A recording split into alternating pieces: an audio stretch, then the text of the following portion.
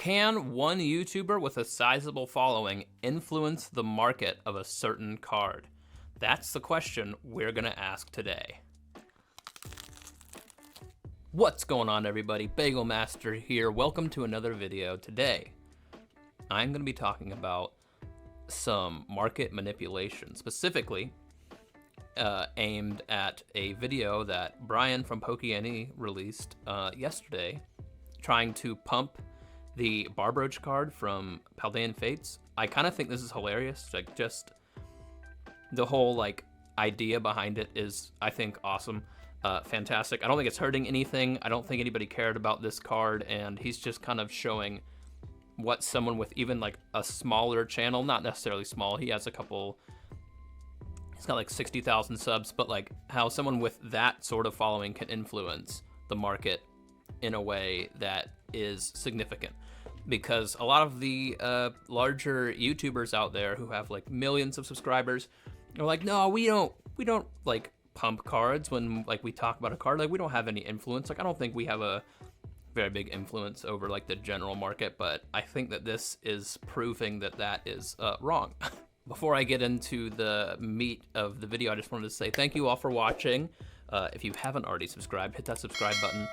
Hit the like button, comment down below what you guys think about just market manipulation in general, and how you see things going for the future.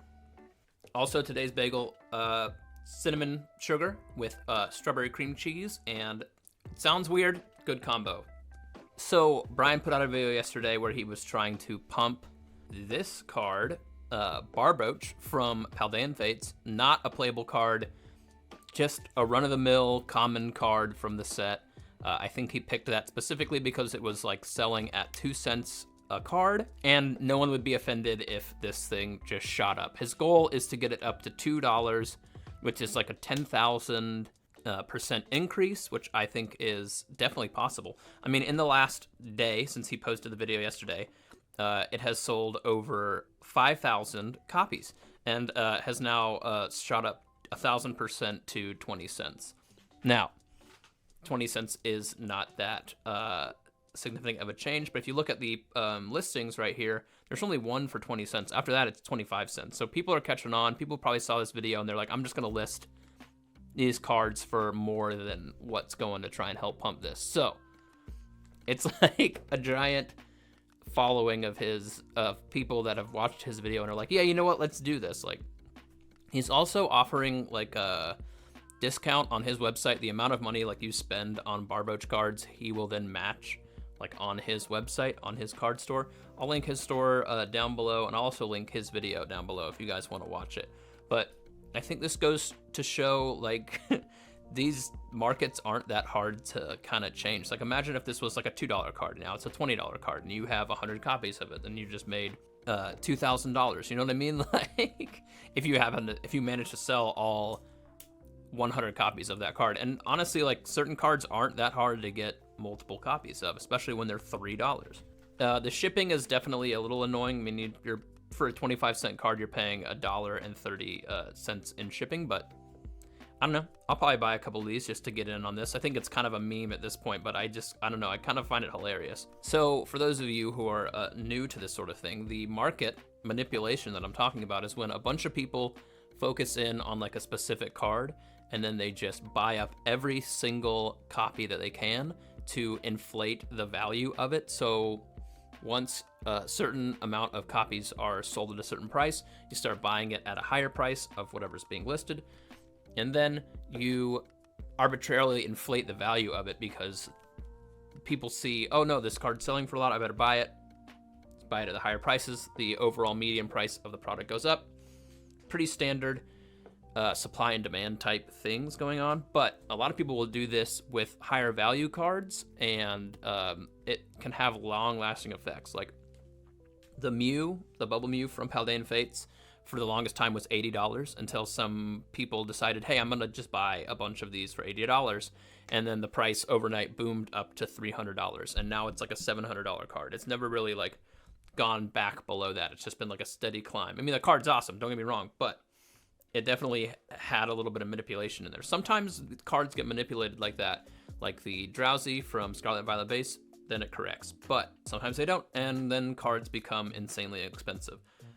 This is also a quick way for people to make some money. They buy up a bunch of cards that they already had, inflate the cost or the price of that said card, and then they resell it back to people. So that's like the general idea of market manipulation. What Brian is trying to do is trying to kind of experiment with the idea that he's using his YouTube subscribers and his YouTube channel to have a little bit more influence on it, and seeing if he is capable of inflating this price up to $2, which is his goal. Once he gets to $2, I don't know, maybe it'll keep going up, who knows, but I think it's kind of a funny little meme sort of experiment that he's trying to do with the market, and to kind of prove that these people who have larger followings actually can have like an influence on certain cards in the Pokemon space. Because that's been like an issue of like contention where like larger YouTubers will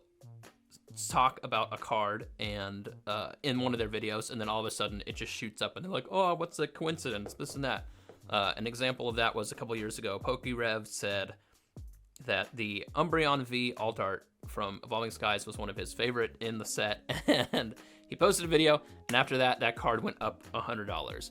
And I think what people with larger followings don't realize is their influence, and this is like not just in Pokemon. I think that like certain people who see themselves as like not necessarily influencers, but have like a larger following of people, tend to say things or influence people in certain ways that they're not aware of, and then when the results happen and they are then, I don't want to say accused, but then like people say, hey, like you had an influence on this, like, hey, you had an influence on this card going up, like whether you like it or not.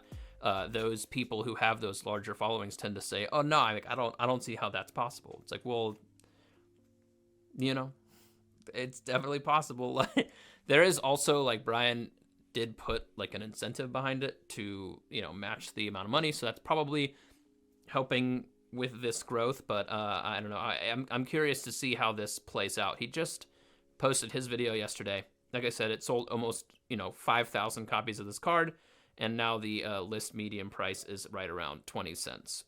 That'll probably go up next couple of days. Maybe I'll do a follow-up video.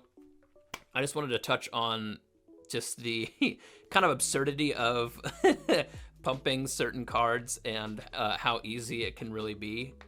Because like I said, if this was a $2 card and then all of a sudden overnight it went up to a $20 card, and then over the next week after that went up to a $200 card, I think a lot of heads would be turning, because if you have 100 copies of a $200 card, then you have a couple $1,000. So I think that's all I have for today. Go watch Brian's video. I think it's really interesting. I support this. If it was like a different card, like a more expensive card, I'd probably feel a different way, but it's such a silly little derpy card that no one clearly cares about. So I'm cool with it. I think it's hilarious. I support it. It's definitely a fun study into the current Pokemon situation that we have going on. So that's all I got for today. Thank you guys for watching, and I'll catch you on the next one.